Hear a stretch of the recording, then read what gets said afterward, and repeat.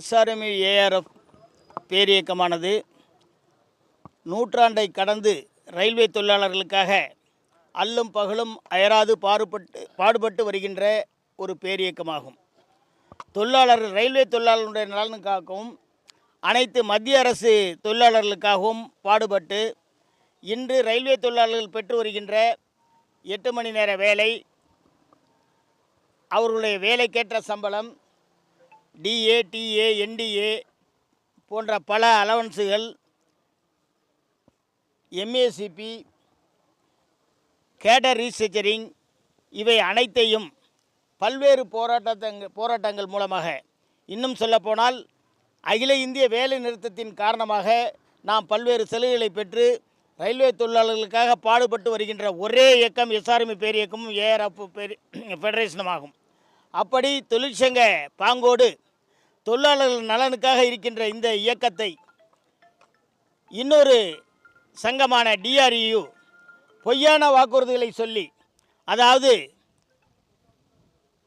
பொன்மலையை பொறுத்தவரையிலே பஞ்சே இல்லாமல் பயோமெட்ரிக்கே இல்லாமல் ஆக்குவோம் என்று சொல்லியும், சீலிங்கே இல்லாத போனஸை கொடுப்போம் என்று சொல்லியும், மாற்று அதாவது அதர் ஸ்டேட் எம்ப்ளாயீஸ் அவர்களெல்லாம் நிபந்தனையின்றி ஒரே மாதத்தில் அத்தனை பேரையும் அவர்கள் பணியிடத்திற்கு அனுப்புவோம் என்று பொய்யான வாக்குறுதிகளை சொல்லி இன்று மிக குறைந்த வாக்குகளிலே வெற்றி பெற்று அங்கீகாரம் பெற்ற டிஆர்இனுடைய பொதுச் செயலாளராக இருக்கின்ற திருமதி பேபி சகிலா என்பவர் ரயில்வே தொழிலாளர்கள், குறிப்பாக எஸ்ஆர்எம்க்கு ஓட்டு போட்ட ரயில்வே தொழிலாளர்களை நாய்கள் என்று தரக்குறைவாக பல பேர் கூடியிருக்கின்ற அந்த கூட்டத்திலே பேசியதை கண்டித்து அந்த பெண் என்ற ஒரே காரணத்திற்காக நாங்கள் கண்ணியத்தோடு இங்கே பேட்டி அளிக்கின்றோம்.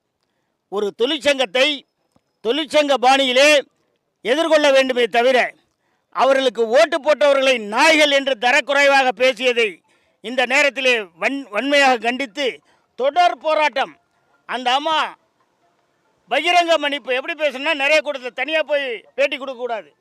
நிறைய பேர் அப்படி தான், நாங்கள் மன்னிப்பு கேட்குறோன்னு எங்கே இருந்தோ 4 சவுத்துக்குள்ளே இருந்து சொல்லுவாங்க. பகிரங்க மன்னிப்பு எழுத்துப்பூர்வமாக கேட்கும் வரை இந்த போராட்டம் நடக்கும். வழக்கு தொடுக்க இருக்கிறோம்.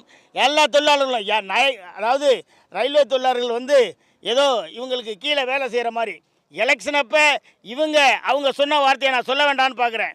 அந்த மாதிரி தானே போய் வாக்கு கேட்டீங்கல்ல. வாக்கு கேட்டுட்டு ஏதோ குறைந்த வாக்குகள் வித்தியாசத்தில் ஜெயித்தோன்னே நீங்கள் போய் அவர்களை நாய்கள் என்று சொல்வது எந்த விதத்தில் பொருந்தும்? தொழிற்சங்கம் என்பது நிர்வாகத்தையும் அரசாங்கத்தையும் எதிர்த்து போராட்டங்களை செய்து ஜெயித்து வருவது அல்லது பாடுபட்டு வருவதற்கு பெயர் தான் தொழிற்சங்கம். ஒரு தொழிற்சங்கத்தை தரக்குறைவாக அல்லது தொழிற்சங்கத்திற்கு வாக்களித்தவர்களை தரக்குறைவாக பேசியதனை எஸ்ஆர்எம்இ பேரியக்கமும் ஏஆர்எஃப்பும் ஏன் ஒட்டுமொத்த ரயில்வே தொழிலாளர்களும் கால வரவையற்ற போராட்டத்தை கையில் எடுக்க இருக்கிறோம்.